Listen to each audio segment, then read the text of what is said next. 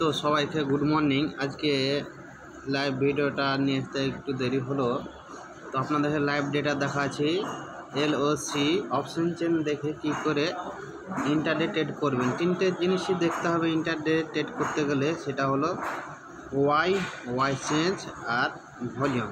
এই তিনটে জিনিস যদি ঠিকভাবে দেখেন তা ইন্টারডে ট্রেড করা খুবই সহজ কিংবা আসান। তো চলেন দেখি কিভাবে ইন্টারডে ট্রেড করা হয়। সাপোর্ট আছে WTB, রেজিস্ট্যান্স হচ্ছে স্ট্রং।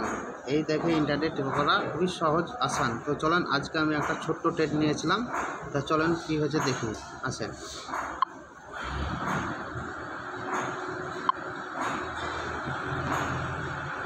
তো ফার্স্ট টাইম আমি একটা ট্রেড নিয়েছিলাম সকালে। তো চলেন আপনাকে দেখে দিই কোথায় ট্রেডটা ধরেছিলাম। তো ট্রেডটা ধরেছিলাম 25,195।